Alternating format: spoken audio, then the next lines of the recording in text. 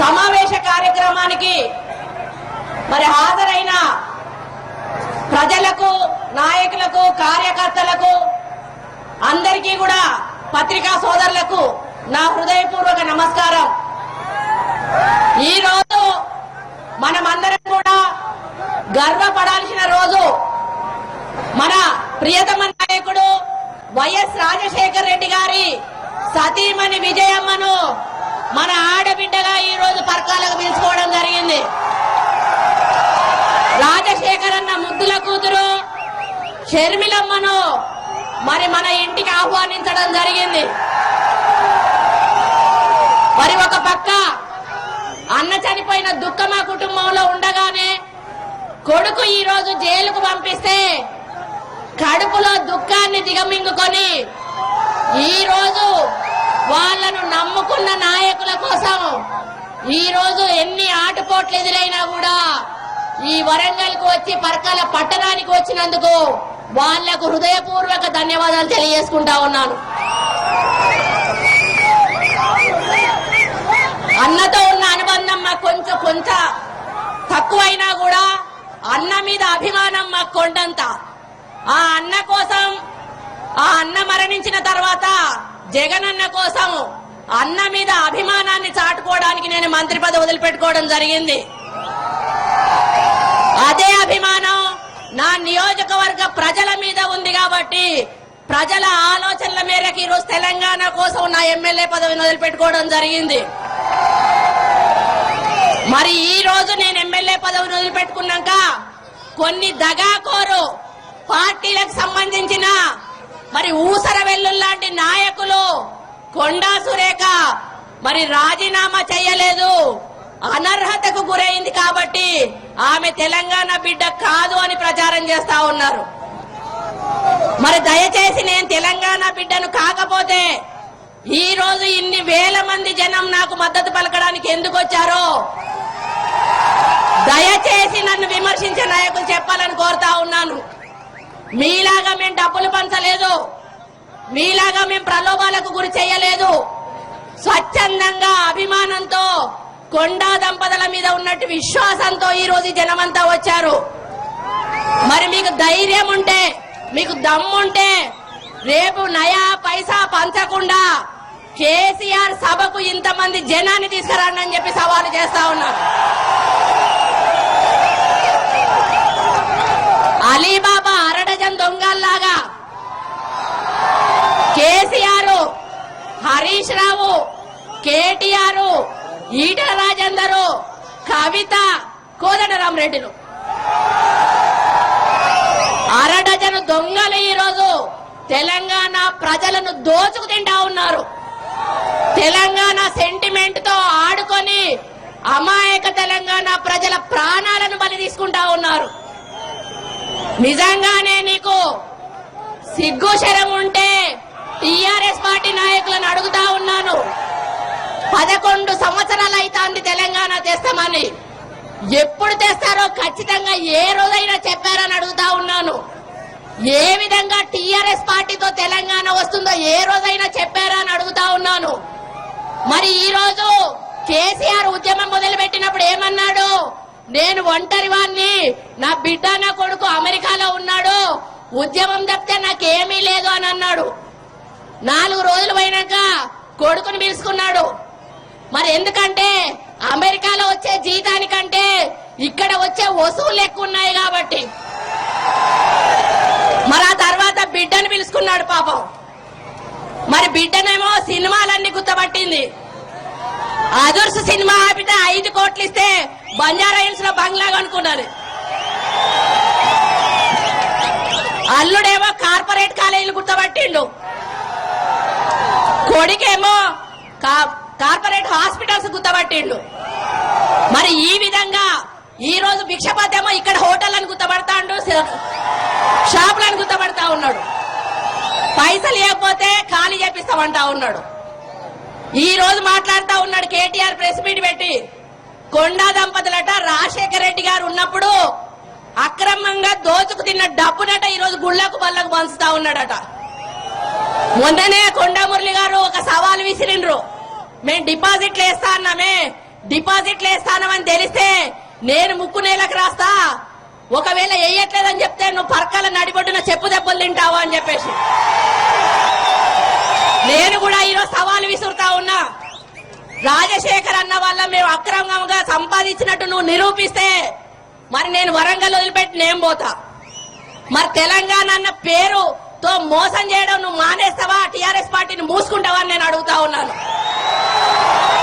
మరి ఈ రోజు 11 సంవత్సరాల తెలంగాణ పోరాటంలో మీరు సాధించింది ఏంటంటే 800 మంది ప్రాణాలు తీశారు, కోట్ల రూపాయలకు పడగలెత్తారు. ఈ రోజు మాట్లాడితే వైఎస్ఆర్ కాంగ్రెస్ పార్టీ అభిప్రాయం ఏంటంటా ఉన్నారు. నేను ఒకటే అడుగుతా ఉన్నా, మీకు ప్యాకేజీలు మాట్లాడుకోకపోతే కాంగ్రెస్ తో ముందు తెలంగాణ తీర్మానం అసెంబ్లీలో పెట్టించండి అని డిమాండ్ చేస్తా ఉన్నారు. ఆ తర్వాత వైఎస్ఆర్ కాంగ్రెస్ పార్టీ వైఖరి ఏంటో మేము చెప్తామని డిమాండ్ చేస్తా ఉన్నాను. మరి అటువంటి నాయకులు ఈ రోజు వచ్చి ప్రజల మధ్యలోకి వచ్చి ప్రజల మధ్యలో ఉండు మమ్మల్ని విమర్శించేటువంటి నైతిక హక్కు మీకు ఎక్కడదని అడుగుతా ఉన్నాను. ఈ రోజు మేము కొండ మురళీధరరావు తాతలు తండ్రులు సంపాదించిన ఆస్తులను ఈ రోజు ప్రజలకు పంచిపెడతా ఉన్నాం. కానీ నువ్వు తెలంగాణ అమరవీరుల శవాలను అడ్డం పెట్టుకొని కోట్లు సంపాదించుకొని ఈ రోజు కనీసం అమరవీరులకు కూడా ఒక 5 పైసల ఆర్థిక సహాయం చేయలేదు. మరి ఈ రోజు నువ్వా మమ్మల్ని విమర్శించేదని చెప్పేసి ఈ వేదిక మీద నుంచి అడుగుతా ఉన్నాను. మరి అయ్యా తెలంగాణ ఉద్యమం అంటా ఉన్నావు, భిక్షపతి ఏ ఉద్యమం చేసిండో దయచేసి పర్కాల నడిబొడ్డును ఒకసారి చెప్పాలని అడుగుతా ఉన్నాను. 2 సార్లు సర్పంచ్ చేశాడు, ఒక్కసారి వైస్ ప్రెసిడెంట్ చేశాడు. సర్పంచ్ గా చేసినప్పుడు పర్మిషన్లకు ఎన్ని పైసలు వసూలు చేసిండో ఒక్కసారి లెక్క బయటికి తీయమని అడుగుతా ఉన్నాను. వైస్ ప్రెసిడెంట్ గా ఉన్నప్పుడు ఎన్ని పనులు పెట్టిండో ఒక్కసారి ప్రజలకు తెలియజెప్పమని అడుగుతా ఉన్నాను. ఓడిపోయిన 3 సంవత్సరాల నుంచి ఏ గ్రామాలకి ఏ సమస్య కోసం ప్రజల దగ్గరికి పోయిండో, ఏ ఆపదకు సంపదకు పోయిండో ఒక్కసారి తెలియజెప్పాలని అడుగుతా ఉన్నాను. టీఆర్ఎస్ బీఫామ్ ఇయ్యంగానే భిక్షపతి ఉద్యమకారుడు గాడు తెలంగాణ తెస్తామని మీరు చెప్పంగానే ఈరోజు తెలంగాణ తెచ్చే శక్తి మీకు లేదు. మీ వల్ల తెలంగాణ రాదు, అది మీకు ఖచ్చితంగా తెలుసు. అయినా కూడా మాయ మాటలు, మోసపూరితమైన మాటలు చెప్పి ఈ రోజు మీడియా ముందు కూర్చొని నోరుంది కదా, ముందట మైక్ ఉంది కదా, మేం మాట్లాడినా చెల్తది అనుకుంటే మహబూబ్ నగర్ లో పాలమూరులో ఏం చేశారో జనం మీకు తెలుసు అనే విషయం ఈ సందర్భంగా గుర్తు చేస్తా ఉన్నారు. పర్కాల నియోజకవర్గ ప్రజలు పాలమూరు నియోజకవర్గ ప్రజల కంటే కూడా తెలివైన వాళ్ళు 1800 ఓట్ల మెజారిటీతో గెలిపిస్తే ఇక్కడ 18,000 ఓట్ల మెజారిటీతో నన్ను గెలిపిస్తారని తెలియజేస్తా ఉన్నాను. రేపటి నుంచి రేపు వస్తున్నాడు కేసీఆర్, మరి వచ్చిన తర్వాత ఊకదంపుడు ఉపన్యాసం చేస్తాడు. ఈ ఎన్నికల్లో భిక్షపతిని గెలిపిస్తే 3 నెలల్లో తెలంగాణ రాకపోతే నేను మెడగోసుకుంటా అంటాడు. మరి ఇప్పటి వరకు నేను ఎప్పుడు చూస్తాను మెడగోసుకోకపోతే ఒక ఏలన్న కోసుకుంటాడేమంటే ఏలు కూడా కోసుకుంటలేడు. మరి ఈయన చెప్పిన మాటలు ఈయన మాత్రం ఇప్పటికి 800 మంది మాత్రం ఆత్మహత్య చేసుకున్నారు.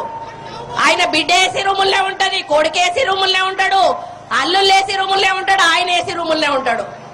వాళ్ళ పిల్లలేమో ఏసీ స్కూళ్ళకి పోతారు, స్కూళ్లు బంద్ పెట్టారు. సకల జనుల సమ్మెప్పుడు మాత్రం మీ పిల్లలు మాత్రం రోడ్ల మీద తిరగాలి.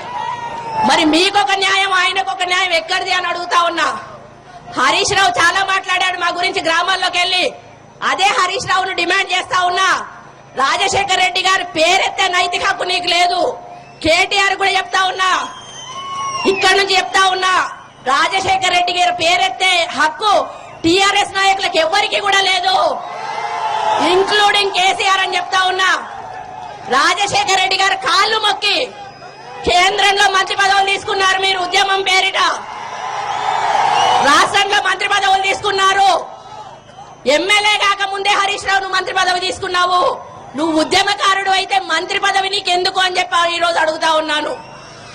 ఎన్ని కోట్ల పనులు చేయించుకున్నావు రాజశేఖర్ రెడ్డి గారితో ఒక్కసారి చెప్పాల్సిన అవసరం ఉందని సందర్భంగా చెప్తా ఉన్నాను. మరి ఆ రోజు రాజశేఖర్ రెడ్డి గారు దేవుడు, ఈ రోజు కొండా సురేఖ వైఎస్ఆర్ కాంగ్రెస్ పార్టీలో ఉంటే రాజశేఖర్ రెడ్డి గారు దయ్యం ఎట్లా ఎండో చెప్పాల్సిన అవసరం ఉందని చెప్తా ఉన్నాను.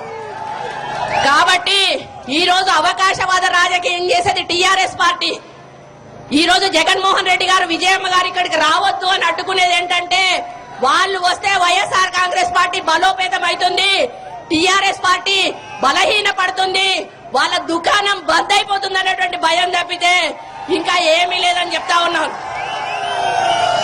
కాబట్టి ఇప్పటికైనా కూడా మీకు నిజంగానే ప్రజల్లో అభిమానం ఉండుంటే, మీకు బాగా పర్సంటేజ్లు వచ్చినాయంటే కదా ప్రజల్లోకి వెళ్తే ఇంతమంది వేస్తామని చెప్పినప్పుడు, మరి ఇంతమంది నాయకులను ఎందుకు తీసుకొచ్చుకుంటా ఉన్నారు మీరు? ఊరూరా ఎమ్మెల్యేలను ఎందుకు తిప్పుతా ఉన్నారు? మరి ఈ రోజు విద్యార్థులని వాళ్ళని వీళ్ళని ఎందుకు ప్రచారం చేసుకుంటా ఉన్నారు? మరి ఈ రోజు మేము కొండా దంపతుల విద్య నెలన్నర నుంచి కూడా గ్రామాల్లో ప్రజల దగ్గరికి వెళ్లి ఈ రోజు మేము ఓట్లు అడుగుతా ఉంటే వందల మందిని పెట్టుకొని నువ్వు ప్రచారం చేసుకొని మళ్ళా విజయమ్మ షర్మిలమ్మ వస్తుందంటే నీకెందుకు భయం అని చెప్పి అడుగుతా ఉన్నారు. కాబట్టి దయచేసి ఇక్కడికి వచ్చిన నాయకులు, కార్యకర్తలు, మహిళా సోదరీమణులు, ప్రముఖులు అందరూ కూడా దయచేసి ఆలోచించండి. ఈ రోజు టీఆర్ఎస్ పార్టీ చెప్పేటువంటి మోసపూరితమైన మాటలు నమ్మి ఓట్లేస్తే ఈ పర్కాలలో రౌడీజం రాజ్యం వెళ్తుందని చెప్తా ఉన్నాను. రేపటి నుంచి భిక్షపతి అదే పనిగా వసూళ్ల కార్యక్రమం పెట్టి మిమ్మల్ని ఇబ్బందులకు గురి చేస్తాడనేటువంటి విషయం చెప్తా ఉన్నాను. కాబట్టి అటువంటి ఊసర వెల్లులకు ఓట్లేసి గెలిపిస్తే నష్టపోయేది మీరే అనే విషయం కూడా తెలియజేస్తా ఉన్నాను. కాబట్టి దయచేసి మరి రేపు కేసీఆర్ వచ్చి ఏం చెప్తాడో మరి వినండి. విని మీకు ఏ అనుమానం వచ్చినా కూడా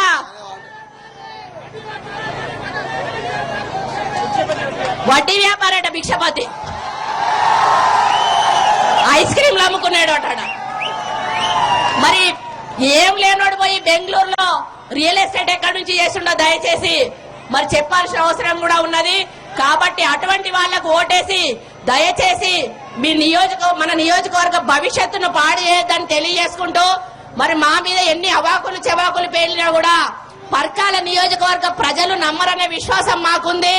తప్పకుండా మా వెన్నంటి నడిచి మా గెలుపునకు కృషి చేస్తారనేటువంటి విశ్వాసం కూడా నాకుందనే విషయం కూడా ఈ సందర్భంగా విజ్ఞప్తి చేస్తూ, మరి సమయం ఎక్కువగా లేనందున మరి ఈ రోజు ఈ కార్యక్రమానికి వచ్చిన ప్రతి నాయకుడికి, కార్యకర్తలకు, మహిళలకు, సోదరులకు, సోదరిమణులకు ఒకటే విజ్ఞప్తి చేస్తా ఉన్నాను.